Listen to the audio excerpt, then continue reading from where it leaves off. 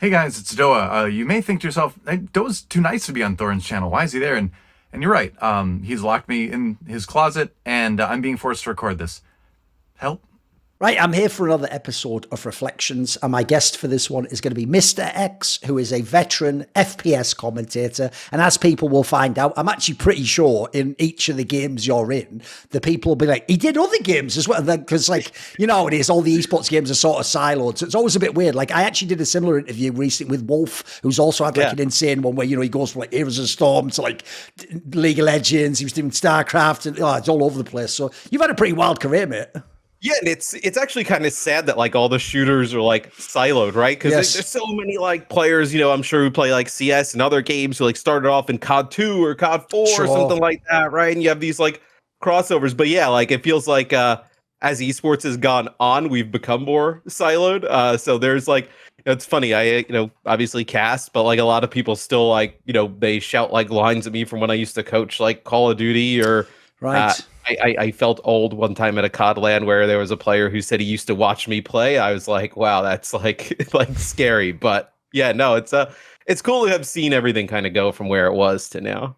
So, okay, obviously, like most people who are more old school, like commentator wasn't even a job back then, guys. Like you have to basically be someone else, and then it's more like, hey, we need someone to talk on the mic. So like, if people don't know, you actually did have a professional career. People might not know this. It was in Rainbow Six, though.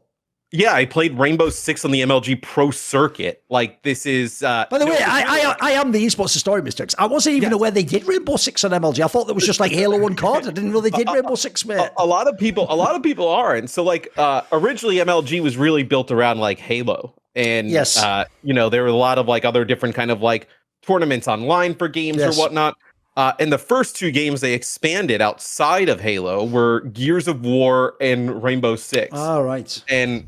Looking at it, Gears of War was actually really popular at the time. If people don't know, Gears of War was kind of like the Apex Legends of its day. It just came along. It was kind of like a phenom for if you didn't play COD, you played Gears of War, right? Yeah, and there's a lot of like, Nick Merckx was a Gears of War pro. CDN the Third, he was like a big streamer. Cream, they all started Gears of War. So like looking at it, then I was like, oh man, I'm not good enough to play Halo. I've tried that. Like, maybe I'll try Gears. Gears turns out super competitive. I was pretty good, but then looking at Rainbow Six, I was like, you know what? Like the prize pool's pretty similar. Like it's a pretty fun game. It's first person. It's not the kind of like clunky like Gears had that like wall bounce third person type of thing. And I was like, let me try my hand at that. We did an online tournament, GGL. Not even sure if the company's still. I remember the company. It was actually one that was done by a bunch of esports OGs. It was like California or something, right? Yep. Yeah. They had a Rainbow Six had a partnership with Dodge. So they were giving away a Dodge Nitro for a tournament. I was like, sure, I'll sign up. We ended up winning it. I remember I must have been like 16. Wait a minute. So the only thing I don't get is, so the team wins a car though. How does that work? How do you split the car or whatever then? So get this. You did a 4-on-4 tournament. Rules were so like just didn't make any sense. Okay. There was like a respawn game mode and then a game mode kind of like CS. If you drew in CS, like basically if the offense and the defense just didn't move, you didn't replay it. You just went and played another respawn. Okay. So we would just sit there and just wait to play respawns, do that. The finals, the car was first. There was a cash prize for second, third, and fourth. They took the 8 players from the top 2 teams and put them into deathmatch lobbies. So you then compete against each other on your own teams to see who wins the car. That's even more toxic. Holy shit! So there was somebody, on the other side. Like they were just like farming kills. Like they just had like one guy just keep running up the staircase, like just killing teammates, and we kind of pointed that out, whatnot. They kind of like rebroke the heats, and our teammate agreed. Like, look, whatever we get out of it, we're gonna like sell. Right. And we're the way the car thing works is like the dealership basically just says, hey, like don't take the car, we'll give you cash. And you're I like, see, okay, right, fine. Okay. And we ended up like getting like first, I think like third and fourth. So we ended up splitting the car, splitting some of the cash. And I remember telling my parents, I was like, hey, I won this car, whatever. And they were just kind of like, yeah, okay, whatever. And then like, I'm maybe 16, 17 at the time.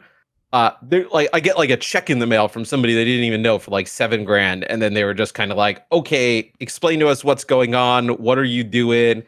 And then there was the first MLG for Rainbow Sixes in North Carolina. We drove to Raleigh, got like second, and then I was like, you know what? Like, I'm just gonna keep going. I knew about MLG because I had met Puckett on Xbox Live on Unreal Championship. Okay.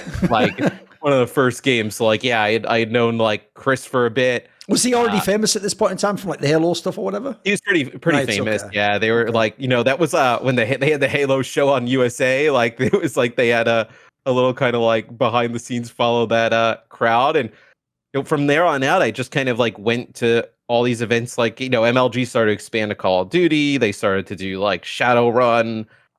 They started to do all these different things all over. So like I just kind of like traveled on the circuit, which, you know, people now, it's like, you know, teams are like, well, we need like the flights covered and hotels and whatnot. Like we were like 8 people to a room. They were just like bodies on the floor, like driving everywhere. I'm guessing in a truck or something, or rent a van or something, right? Yeah, we did like you know, one of my teammates. I actually still keep in touch with like a lot of the people I teamed with, just because it's like fun. We had just like a moment. He works at Rockstar now, but we drove. We picked him up in New Jersey and we drove to Toronto. Just like how long does that take? You know, how long does that take? Like 8 hours or something? Like 10 hours? Yeah, like 8-9 hours. And we would just drive to these things because you were just like, well, sure. You know, the flight's like $200 something bucks. Like we can get to Chicago off of like, you know, 2 or 3 tanks of gas and just split it. And then, you know, my you know, looking back, I'm like, man, my poor parents, like they'd like, because no, we're all so young. You can't get a hotel room, right? Like somebody needs to be there. Oh, I know what you mean, mate. When I even think back on my own career when I would go as a journalist, I do think now, like, how did my parents ever let me go? Like, I could just be dead out the door. You'd never find out. Like, it's actually crazy how much they trusted us back then, isn't it? Yeah. So my dad would come sometimes and he'd like stay in the room and like, just thinking about it's crazy. He's like, there's kids from all over the country, like never even like met. He's just kind of there, like making sure nobody gets into trouble. But yeah, he competed for like 3 years on the MLG circuit for Rainbow Six. Like, and then Rainbow Six like went like you know, they had like 2 or 3 years of like banger kind of games, and then they went like an odd direction. Siege now actually is doing awesome. Yeah, the revival, didn't it? Yeah. Yeah, which is great to see it like kind of come back. But then it was really like Call of Duty. Call of Duty blew up, and I tried playing that too. Let me just ask you something else about Rainbow Six, then we'll pivot. Yeah. So one question I do have is, this specifically was Rainbow Six 2, if people don't know. As you say, a lot of people are going to go Rainbow Six Siege and all the big esports part about that. But if people don't know, the really early Rainbow Six, the funny thing is, people often tell me, because I'm from Counter-Strike, that actually I would probably like Rainbow Six Siege. I watched it a bit. Would. I do. I like some of the tactical elements. But here's the thing. They don't know that like the modern day Rainbow Six is way more arcadey than this old one. The old one was the mega nerd one where you're like attack ops group doing like crazy complicated plans. Right? Give me some thoughts. What was this game like? You had to like, so there was like a search and destroy or, you know, bomb plant game mode that you could play. Then there were also like other, you know, really tactical game modes built around like satellites. Like there were multiple satellites and you had to capture the satellites, but you didn't earn points. You just like held them. So it was basically like get these like fortress lockdown setups and hold 2. If you got all 3 satellites, the other team had like 30 seconds, I think, to take one of them back, or the game just ended. Right. So, like, you know, you could be up by a ton, you know, maybe just in control of the map the entire time. Somebody just comes back, wipes you, you know, just clears you up, and then just takes the entire map. And then it was like TDM, but the time to kill in these games was like it's super. It's like CS, right? Instantly, yeah, sure. Yeah, it was like, you know, you basically instantly get killed. Right. For a console game, it had like not a ton of aim assist, which was like kind of rare. Oh, this was on console as well. No, we weren't playing on PCs. No. Holy shit! Okay, that sounds weird with the control to play a game like that, like FPS. Yeah. We were on the Xbox, Xbox 360. They didn't even have like the controllers with the paddles at the time. Right. Like you had to like claw and kind of like, you know, use some weird grip like, or something, right? Yeah, like this odd grip to even like get all the buttons. But it was pretty sweaty. And to think about like how sweaty we got for the amount of money that was on the line is like kind of hilarious to think about now. It's like the type of prize pool that like people wouldn't even like show up for now, or like even like oh, I'm just not going to play in that. That was like our pin, like, you know, like if you won, you probably walked away with like 1,200 a person, you know, for the winning team, and you were like over the moon, like, oh my god, that's like the biggest thing you've ever, you know, done. Where the gameplay was also kind of, you know, they had an MLG map in the game, which was actually really fucking cool. You know, they had like because they had the partnership with MLG, they developed 2 maps that were basically like an MLG. It was called Convention Hall, and it was basically like the MLG setup. It had like it had like the tables. And that sounds cool though. Was it actually like a cool aesthetic? Logo? Yeah, it had like the main stage and stuff, and like you were fighting like on this type of stuff. I was like, this is like crossover, like you would like die to see like today. Yeah, like, you know, imagine there's a CS map that was like basically like the IEM setup, right? Exactly. And like you gotta plant the bomb on the stage, like it was crazy. Where they released a ton of stuff like that. You kind of had like a peaking mechanism into it. The controls were kind of wonky. Like the left trigger, if I remember correctly, was not to like aim in. It was to like basically like attach yourself to a wall, and you could like blind fire around it, and, like other different things like that. Where, you know, at the time it was like, you know, the Tom Clancy games were like massive, like at that time, right? Ghost Recon, Rainbow Six, Splinter Cell, they were still making at that time. Like, you know, they were like, you know, outside of Call of Duty, like on console, like really like the hottest thing. So like it was pretty easy to pick up and play. And I think it was like probably, you know, where Call of Duty is like a little bit more arcadey, and like insta-kill, this is like way slower. You felt like clunky, like a bit heavier tactical shooter, which, I mean, I love Counter-Strike, and it was kind of like another reason why I was like, this is an easy game to get involved in. By the way, did you ever try along the way? It was an obvious question I was going to ask. Did you ever try being like a Counter-Strike pro, being good at Counter-Strike? Because I feel like everyone in this era played it, surely, right?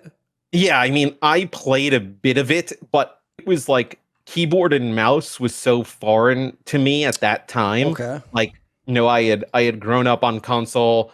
I had played the original Team Fortress Classic a little bit, like on you know, PC and like 1.6, but I never, because I was so focused on console, I wasn't even really kind of like familiar with like tournaments for CS. Oh, right. Okay.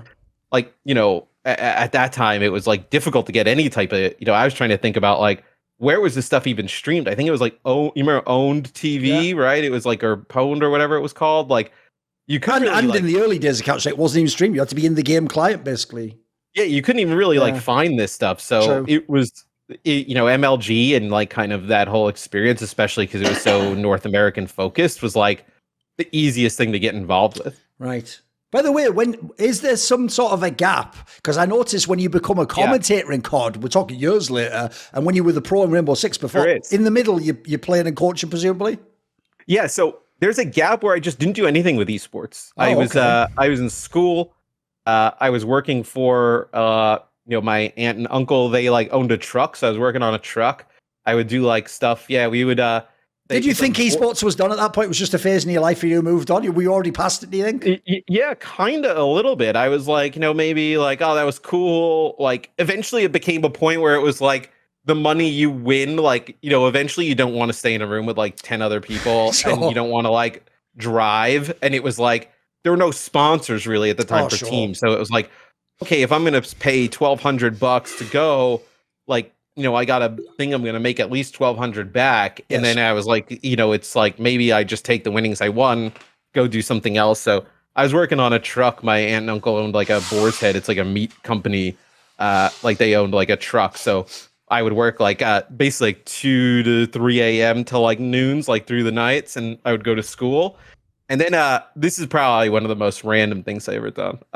I got a call from the former pro player manager at MLG, and he was like, "Hey, we have this opportunity," and I had been out of it for like probably like a year or 6 months now. But he's like, "I have an opportunity. I think you'd be really awesome for it." And I was like, "Okay, well, like, what is it?" And it was like a reality show for Battlefield 3.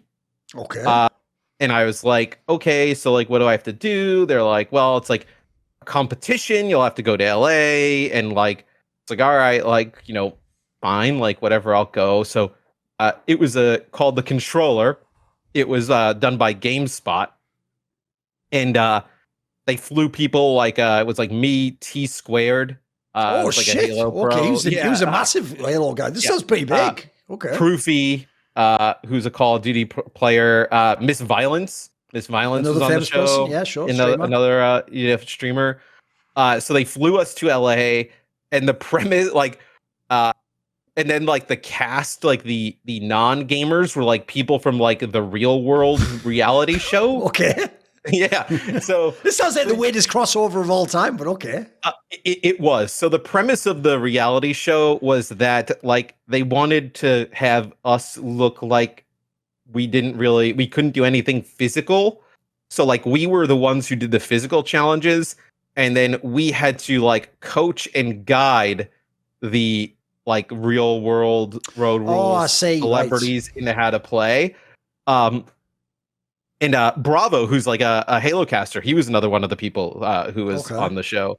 And Neighbor was the other one as well. But I remember the first day, because all these reality shows, they try and like, get, all the filming that they kind of want. So we're filming in like the desert in California, and there's like a military obstacle course set up, and I'm just kind of like, oh, well, are we doing this today? Like, what's the deal? And they're like, no, we're gonna film that another time, right? So we're filming a lot of like intro B-roll type stuff, and like I wish I would have worked in production like before this, because I probably would have like clicked on a little bit. And then they're like, okay, go to lunch. So you're in the desert, it's hot. The lunch is all like, there's no water, right? They're just serving us like soda and then like thick stuff like pasta, chicken parm. Is this like you say, this is into setup, right? They're trying to make you look shit, I'm guessing, on the course, so you're not going to be good, right? So they let us go. So they let us go do this catering for like an hour or two, and everybody's just stuffing their face, whatnot. Yeah. They run up and they go, all right, it's time to go do the obstacle course. Of course. And we were just like, we all looked at each other like, wait, what? And like, I actually thought Miss Violence had died. Like, she was just like on the ground. Like, we were all just like throwing up. Like, oh yeah, that was the first thing I thought wasn't even tired. I thought you just feel like being sick if you had to exercise after that, surely. Because they wanted to get the footage of like the gamers looking so out of shape. Oh, right, to make us look like losers, right? I say. Yeah. And I was like, we got played so hard. Like, it was a crazy, like, the company who filmed it, like, they actually do like a lot of like reality shows even still. Right. They film, I think it's the company that films like the Kardashian like reality show. And it was like, if you got eliminated, you got voted off, like they came up to you like as soon as they filmed it and with a laptop, and they were like, does this flight work for you tonight? And you were like, gone. Okay. You weren't allowed to stay for the filming. You weren't allowed to do anything. And the challenges were kind of crazy. Like, we had a paintball one. There was one where they buried my teammate in like a coffin in the desert, and she had a light. I assume you had to all sign like a mad waiver in case he dies. Yeah. We probably signed away everything, and we didn't even know. Okay. And like she had a map in the coffin with a light, and then a walkie-talkie. And they had blindfolded me and drove me around the desert. And then you're supposed to just like run around and find them. Did you find them? Yeah. Good. But and the competition was actually kind of funny. Like, they had set it up in like an airplane hangar in this desert, and the game wasn't even out yet. So it was like competing on the beta, our teammates. And they were like, no like rules really. Like, we were playing on Wi-Fi for like $50,000 pretty much, and they did it because the challengers were so like, they weren't great at games. They were doing it by like points, and in Battlefield you can earn points just doing like anything.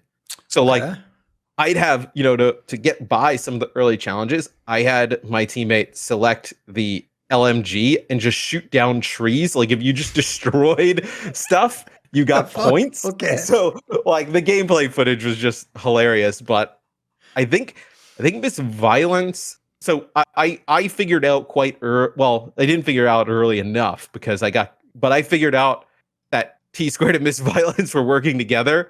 because I think they were partners at the time, like actually like dating, but like I didn't know.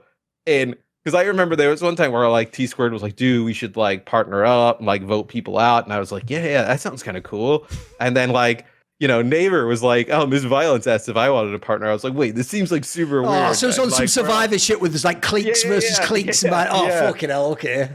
And then after that, I was like, I got kind of like, GameSpot brought me out to do interviews at a few events after that and whatnot. And like, I kind of like got like reintroduced, never like reintroduced back into it, but I kind of got like back into it again. And then that's when I got into Call of Duty, because Call of Duty decided to do their COD Champs. It was like $1 million event. And I was like, hey, $1 million. I was like, started doing the math on the prize pool. It's a free trip to LA. Like, even if we get last, it's pretty good. And I played with Ogre too, who's like one of the he was one of the Halo gods, right? Yeah. So we had known each other, and it was like, hey, do you want to play that? So we ended up trying our hand at COD.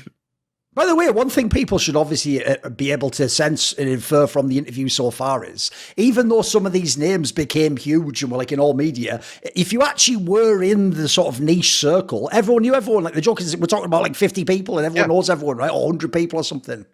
Yeah, because it was so like small. It was like, you kind of just knew everybody knew everybody, right? Like the industry, especially like social media, like wasn't really even like a thing. You're kind of like, yeah, of course. You're just on forums, and you're pretty much just walking around and being like, oh, who's like winning over here on the StarCraft stage? Oh, okay, yes. I should probably know that person. Or who's winning on the Halo stage? I should know that person. And like, but it felt a little bit more like everybody was on the same team, you know what I mean? Like we're all at the same events. I missed that part, dude. That's the thing a modern day person won't realize is nowadays every event's separate. Like back in the day, like if I went to a European IEM, dude, it would have like StarCraft there, like League of Legends there, Quake there, Counter-Strike, and you would meet all these people. It was dope, wasn't it? Same with MLGs back in the day. Yeah. And I think everybody's gotten so like possessive, like, well, my game needs to be the best game, and like every other game can't be good. It's like, well, why can't all the games be like super like sure.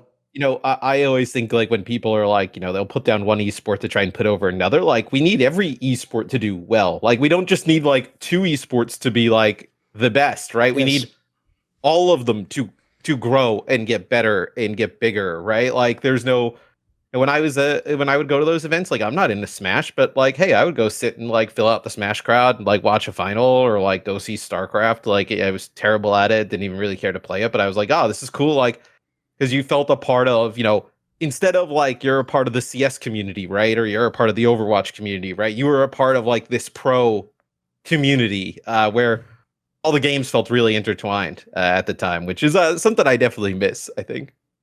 Right. What was the actual point at which you became broadcast talent, and how did this happen? Because like I say, back then, it's obviously very different to now. It's not really like a professional career that someone plans for and stuff. How does it happen? How do you get into it?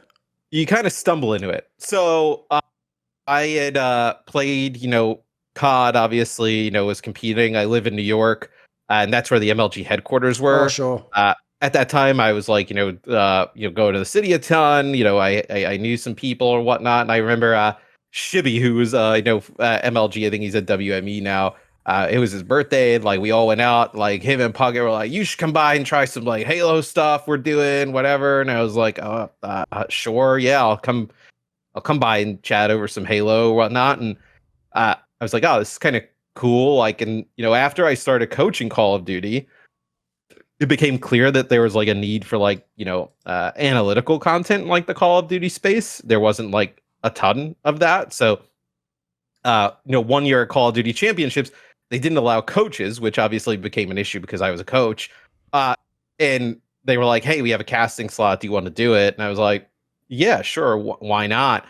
And then really from then on out, it's been a full stop. I really haven't had any type of break in terms of like broadcast talent work pretty much since then in 2015, just whether it be Call of Duty, Overwatch, just kind of like, going from that time in 2015 to now. And I think probably the same thing that you get with a lot of broadcast talent. Like, you kind of stumble into it, you kind of find your niche, like what you're good at, and then just like becoming a pro player or anything else, it becomes a little bit of addiction. Like you want to get better, you want to do this, you want to do that. You see somebody do something like this, or I know I used to watch you guys in CS all the time about like how funny the banter was and whatnot. And it's like, okay, like how do we kind of like replicate some of that over here, right? And I think it becomes kind of like becoming a pro in a game, right? You just kind of keep working at it. By the way, obviously there was a lot of talent at these events, if people remember back in the day, because famously events like MLG and CoD events used to have those giant brackets, fucking military. So obviously we haven't got time to go through everyone, but who were some of the more big names who like partnered with you or casted around this stuff? Who were the names that you remember? I mean, Golden Boy was casting at that time. Okay. Puckett was Fwiz, who went on to be the head of YouTube, which is like crazy.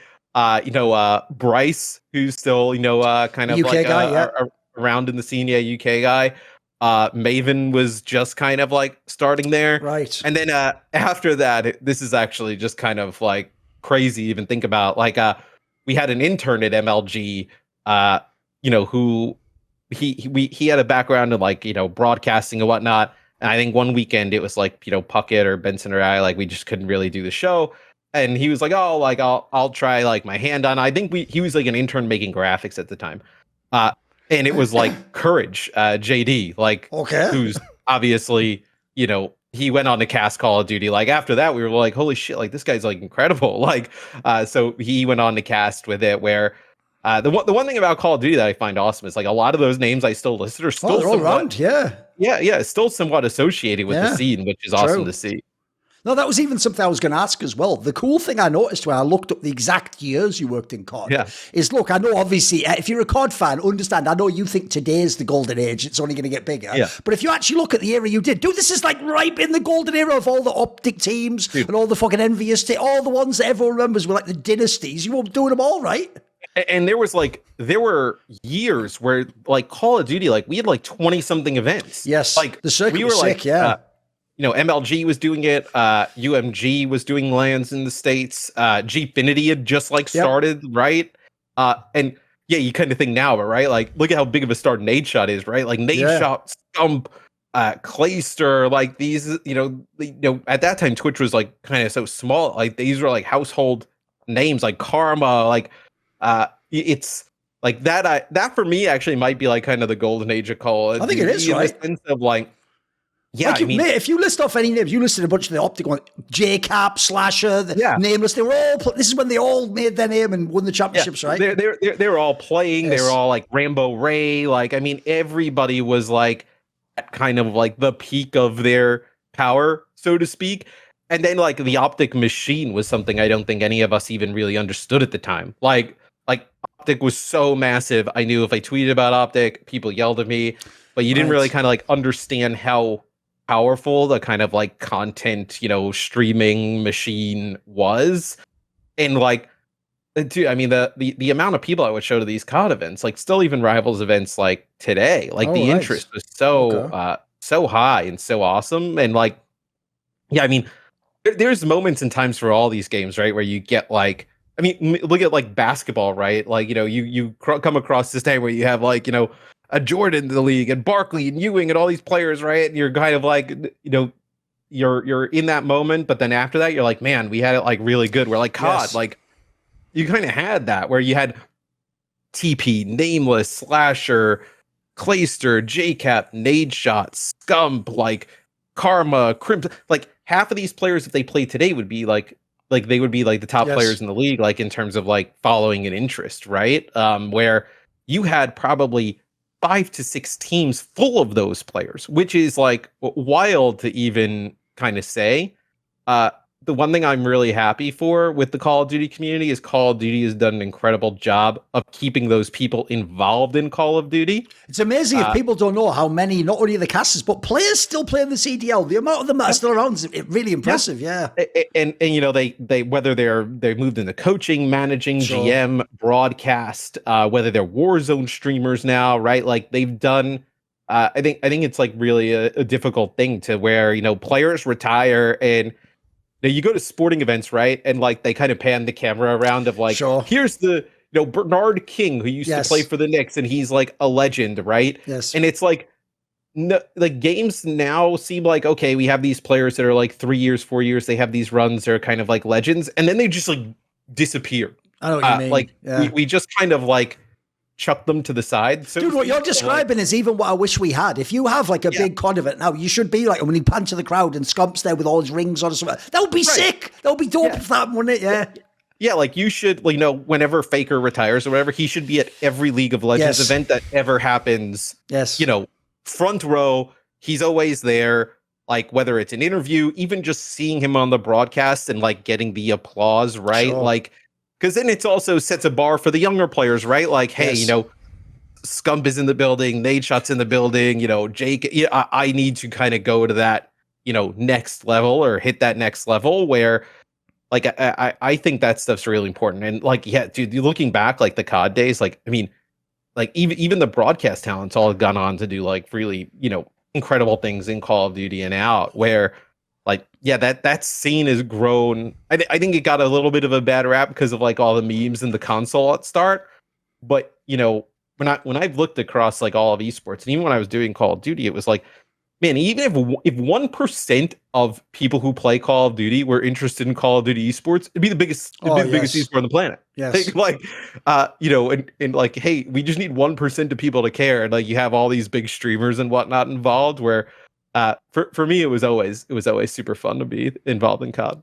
Being as you are someone who has played a lot of different FPS games, and as I pointed out with things like Rainbow Six and obviously later with Overwatch, not just games that are just the shooter aspect, it's the tactical aspect and cerebral concepts and utility and roles and stuff, right? You might be the one person who can explain this to me, because here's the thing, Mr. X. Obviously, I do make all my points. Here's what I always say. I always make a valid point, but then the Thorin persona obviously I always say I put a bit of mustard on the hot dog, you know, but the hot dog has to be a good point. So often I would say Call of Duty wasn't my thing. Like I played the early ones, and people don't know, the early ones were on the PC, especially were way closer to the Counter-Strike actually. They weren't kind of like, the modern day ones are more in the vein of like just the war games and the simulators in that sense, right? So I always used to be dismissive because I'm a bit of a elitist, and I would always say like, well, why would I play Call of Duty? I already played Search and Destroy because I play Counter-Strike, right? And then obviously everyone in CS made fun of all the other modes, like the fucking one with the ball that you put in the bar, you know, all that shit, right? Just it looks shanky if you play our game, right? But what I always want to know was this.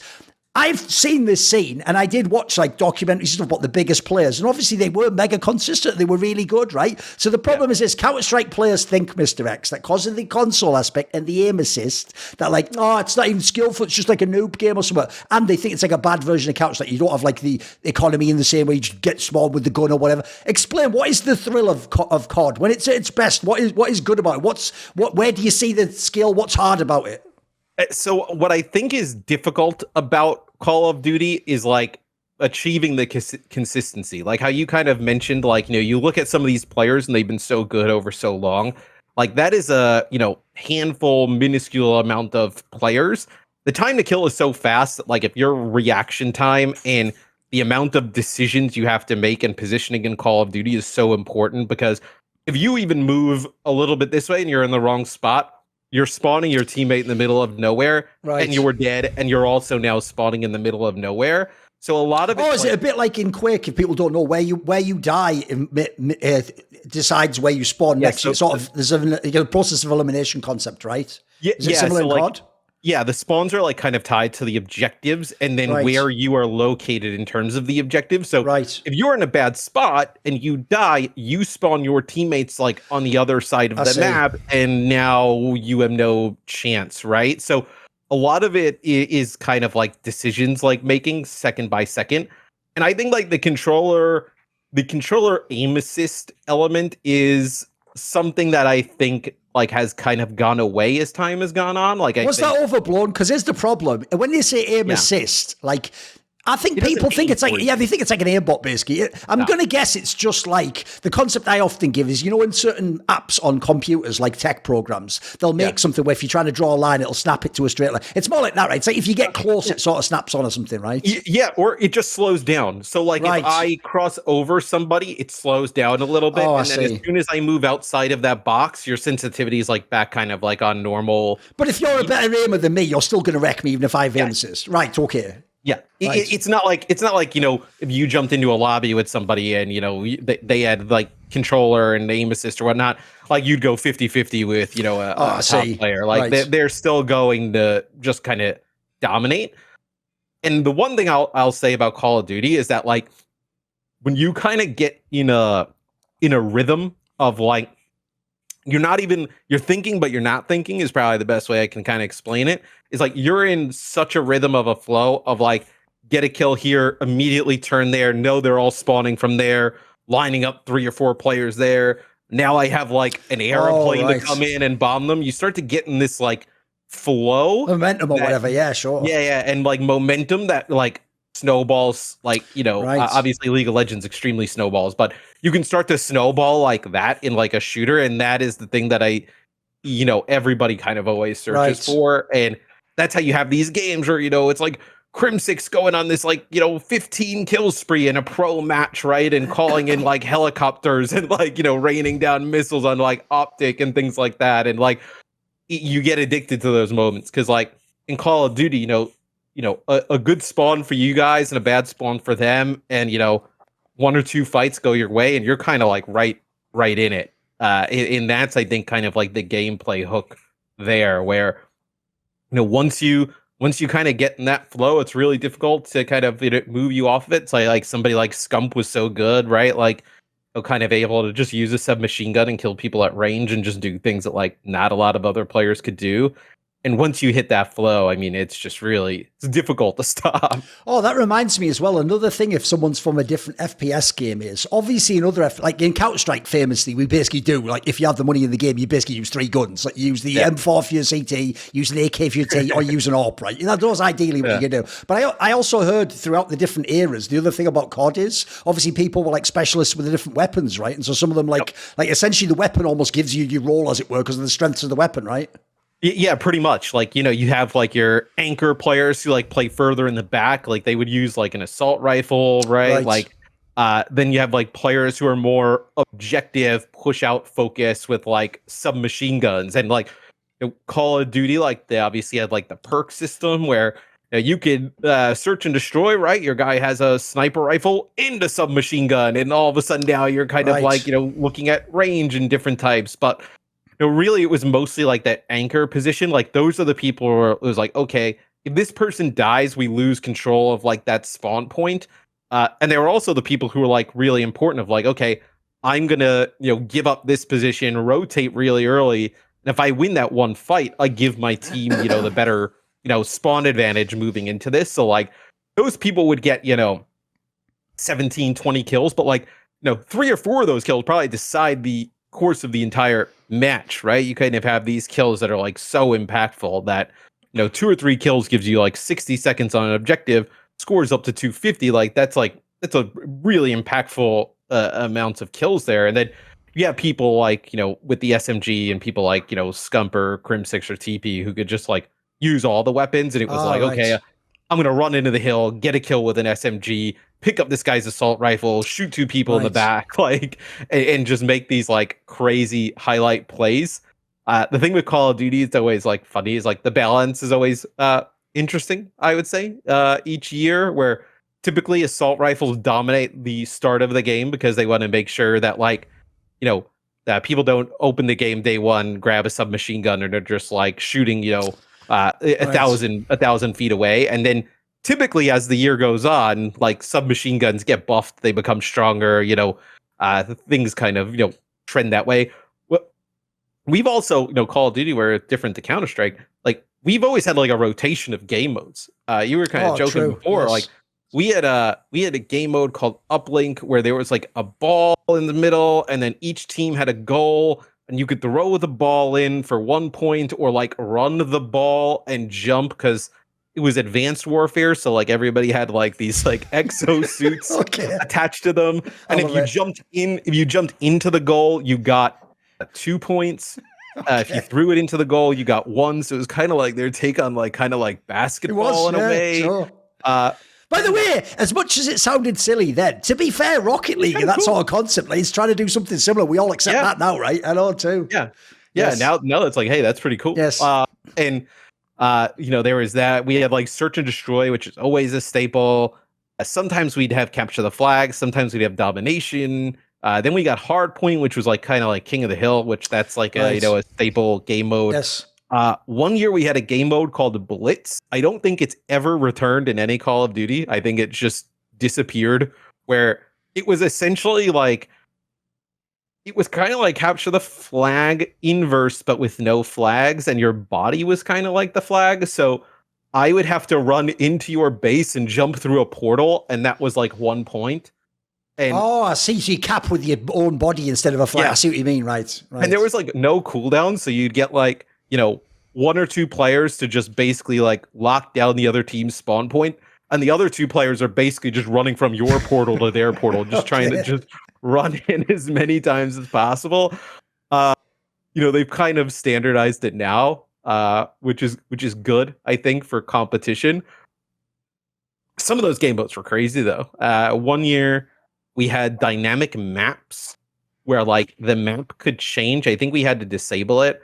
Like you'd be playing on a map, and then at a certain time, like a door would open up and like a volcano would happen. Holy shit. And like, yeah, and then like a new part, like you basically are now playing on that part of the map and not the first part of the map. You know what? Fair play. As much as I made fun of it, this is quite creative. They're trying different content. They're trying to like revolutionize the game or something. Yeah, true. It was never boring. There's always some shit going on that it was like, 1 year they tried bans, 1 year they tried, so. And would this actually be in a match? Like essentially the obvious analogy is Overwatch. Would it be like Overwatch where you play like search and destroy into the basketball one, into like whatever this capture the flag type one is? Yeah.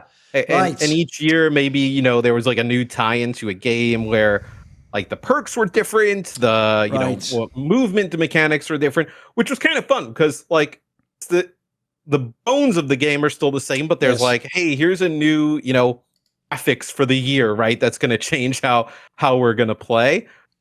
Sometimes people loved it, sometimes people didn't, but you know what? When people didn't, we still had great personalities, and the season was only. You're only 8 months away to the next Call of Duty, right? So it wasn't that like, wasn't that terrible. Here's the obvious question though. Yeah. Then why, look, I mean, I have to say, and the reason I asked to be obvious is I actually know the answer, but as an interview, I have to ask it. Then why would you leave and go to Overwatch? As you say, there was still Call of Duty. This is a great game. Like, why leave to Overwatch?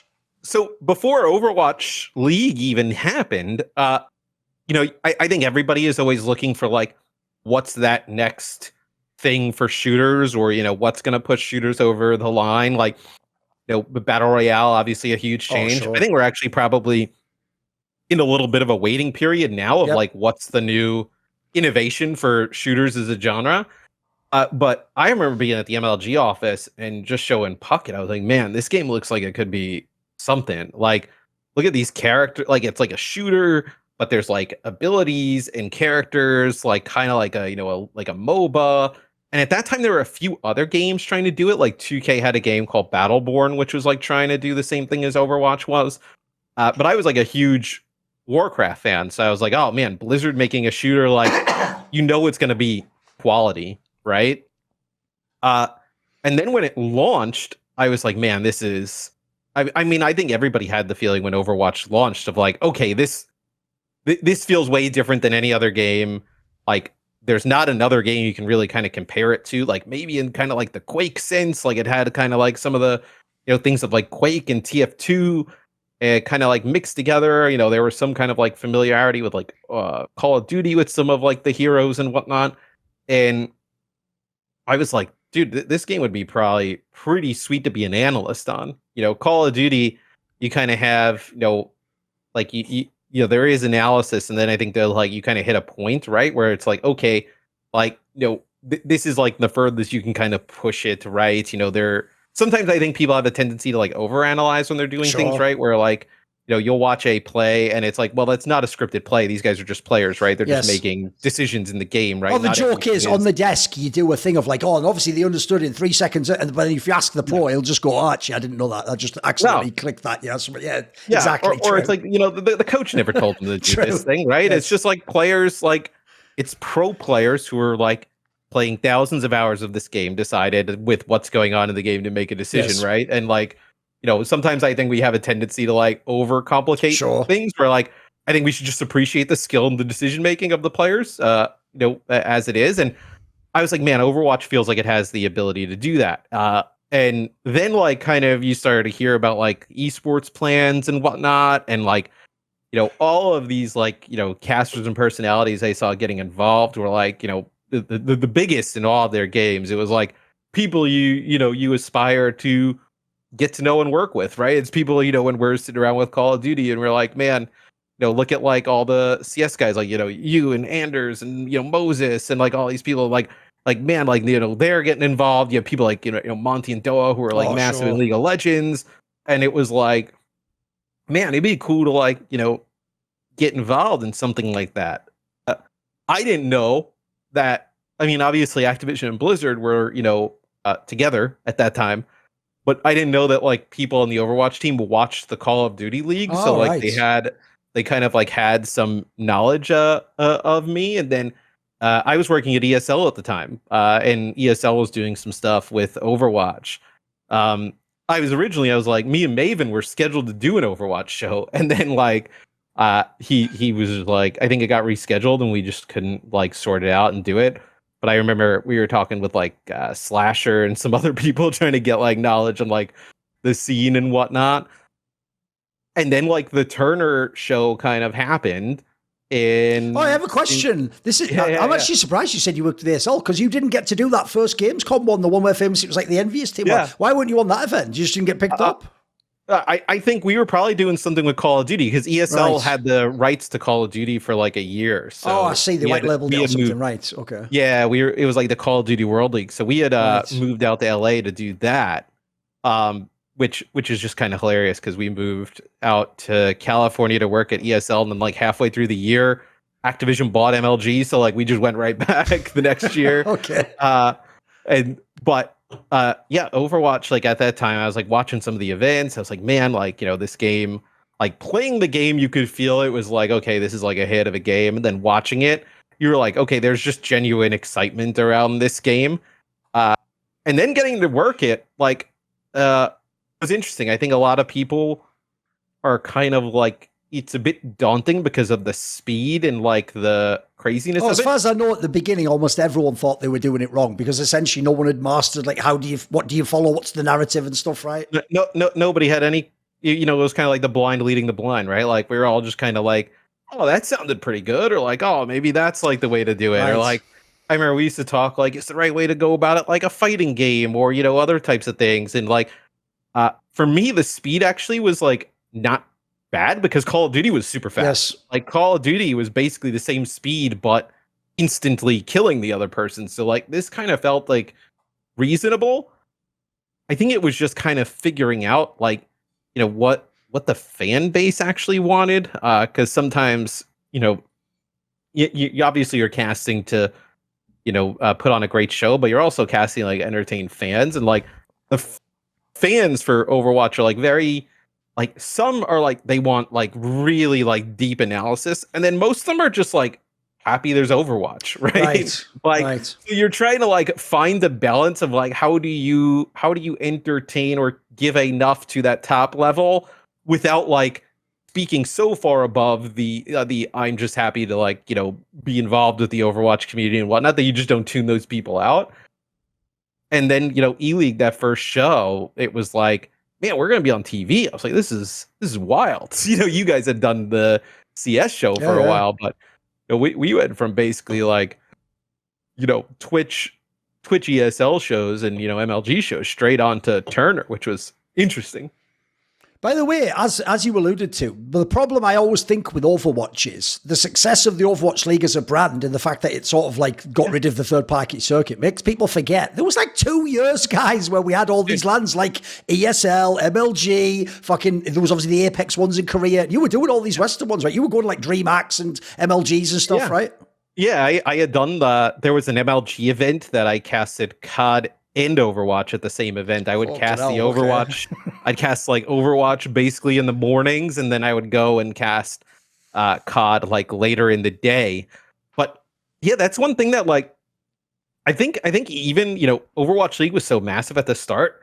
Oddly, like, you know, if you do another year or two of like open circuit, right, and let it grow, like it could have been even No, I agree. Like, which is which is wilder. This circuit was starting to look like what Counter-Strike circuit is, where it was like this big open circuit where everyone did the events. Yeah.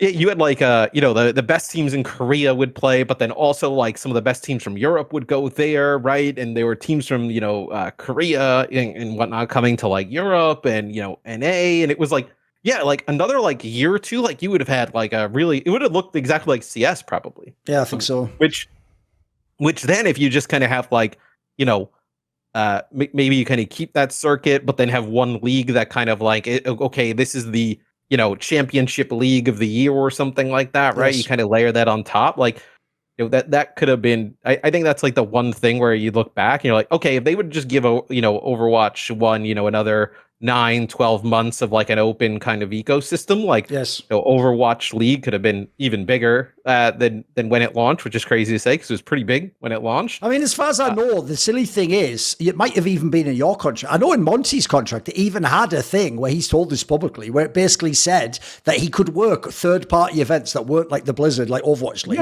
and they even had to like pay a certain rate. And at the time, I think the perception was, because the obvious thing people complained about was like Overwatch didn't cover the whole year. It's because originally, I believe the plan was, like you're saying, to have Overwatch League, and then you'd have like almost the equivalent of, you could have it be an off-season, or you can have it be these third parties. It's just, they never for some reason really did the third-party circuits, right? People just didn't do it. And I think it was like, Overwatch League was so big, and like to run something like that is so hard that like you're done with that, and you're just like, how do you even spit? You're kind of like, okay, let's build this plane on the side while we're in the air, like trying to fly this one. Sure. And it was probably something that was like, okay, well, like let's just focus on how do we get the next season out and make the next season awesome, rather than like, hey, what happens in between, right? Yes. Because I mean, now like even with the OWCS, you see a lot of like organizational interest, right? There's tons of I saw the signups the other day. Like I think it's like 512 teams, like pretty much maxed in both NA and EU, like instantly, like right away. So it's like the community for the game is like never actually kind of gone away. Which like personally, I love to see things go towards like more openness. Like I think the one power of esports and like the thing that's awesome about it is that like you can play from anywhere. Yes. And if you're anybody, you should be able to play, right? So it's like, when you restrict it and say, okay, here's 10, 15 teams, however, right? Like, you're eliminating hundreds of thousands of people who would want to like play. And I think back to how we talked about earlier, like some of those MLG days, you get eliminated, and who are the fans in the crowd? They're the people who got eliminated. Oh, right? Sure, yes. So like these are people who would compete, get invested in the scene, right? And then also become viewers and fans, right? Now I think like you see, and I think it's awesome to see more games go towards like, hey, we're going to have like a super awesome high-end pro scene, but it's also open for, whoever wants to sign up can try and play, try and qualify, whatnot. Like, for, you kind of look at the history of esports. If that wasn't the case, a lot of us probably wouldn't be here, right? If those systems weren't in place, that, allow anybody to compete. So I love seeing things go that way. Even though I thought, the franchise thing was actually pretty sweet. Like I love traditional sports. So when they were like, hey, we're going to do this franchise league with cities and whatnot, I was like, wow, that's at least we're trying something different, right? By the way, one thing I want to ask you about is, like, it's an obvious thing people inside the scene will know, but I don't actually know how many people outside of it know this, which is, like, put it this way, for reference, I actually today, coincidentally on the day we record this, I actually put out a video where, because I don't really do the CS events anymore, I just have been for certain TOs. Also, I do other things, I do content creation now. Basically, I actually did a video where I just told people what I made from all the events. Like, in this year, you can see I made X amount 1,000, and so you can sort of see for Counter-Strike, like, where the rise and the peak is, So in your case, if people don't know, I'm going to go ahead and guess that, like, look, while it was, like, cool to work MLGs and all that, I imagine whatever Overwatch contract you got was a big step up. It was like, this is like a real high level job. It's almost like being like a white collar fucking like a lawyer or something, right? Yeah. I mean, it was awesome. Like, I think it's obviously sad, the league kind of ended, but I also think that, I kind of look back on it like positively, right? I mean, I'm sure you've seen, throughout the years with esports, like we kind of go up and down and up and down, like to have, so many years of like, just kind of like consistently good is like pretty rare. The way I've kind of like started to wrap my head around it and think about it. Like, if you were on if a TV show ran for 6 seasons, like that's that'd be a mega success. Yeah, you'd be killed it then. Yes. So it's like that's kind of the way I look at it. Is like, you know what, like, you know, you not many shows, you know, Game of Thrones, like one of the best shows of all time, goes 8 seasons, right? Oh, sure. Like, there's not many opportunities to be on something for 6 seasons, and you know, I try and, you know, I think obviously people sad, but I try and look at it more of like, hey, that was an awesome moment in time. Like, you know, we all, you know, it allowed us to, you know, some of us to start families, some of us to buy houses. Like, so I don't look at it as like any kind of bad, right? You know, I got to meet so many different people and work with different people that like now I'm super close with, where not you know, my wife tries to remind me like not every year can be, you know, the best year of all time, or it can't, like, you know, break every year, right? Where esports, you kind of have to take the ebb and the flow, right? It's kind of how it is. You know, I remember, you know, my first gig in esports, it was like, you know, not a ton of money, you know, for a year. And like now I see people who are just kind of coming up to like the pro league starting at like double that. And like, that's awesome. It's like scaled appropriately. Yeah, I agree. Like that's incredible to see, you know, because I remember like coming in and being like, okay, well, you know, like this is awesome. Like I, you know, got a full-time thing in esports. This is like probably, you know, 2012, 13. And it's like now I see those opportunities going to others, and like they're making double what I made. And like that's kind of I mean, look, you kind of have to pay it forward in a way, right? Of like, I want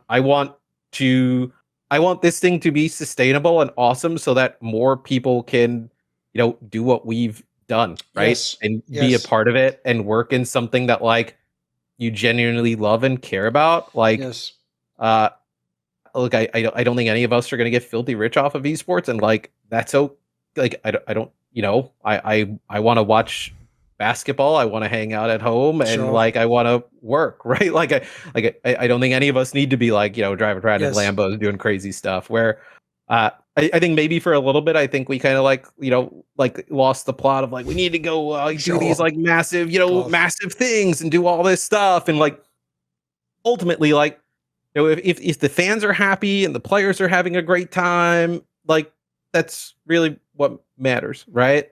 And I think everything kind of good kind of flows after that. Events come and go, fame rises and then falls away. You have a job, you lose a job. You do one thing, you have to move on to another. But one of the cool things about my career is I have my own support network who's always got my back. So I always know I can rely on support to do the work I want to do and talk the way I want to talk, and not have to follow certain rules that others arbitrarily have to follow. And that support group is, of course, called the Illuminati, my Patreon community. This video and all the others on my channel was kindly supported by Matt Pugnaccio Rakula, Frisky, Ahmed Haju, Tobias Bernasconi, Toucan, Tosh, Jensen Gore, Animosity, and you know it, always my main man Jerky's minion, rocking with me, ride or die. Would you like to suggest a topic or a guest for a future episode of Reflections or a talk show? Do you want teasers? Find out who the upcoming guests are. Maybe you want to ask me a question for my video AMA, where I tend to go quite in depth, or perhaps you want to take part in one of those really long donated discussions where we talk about whatever you're into in esports. Well, if any of those perks or any of the others catch your fancy, join the Illuminati today via the Patreon link in the description box where? Down below.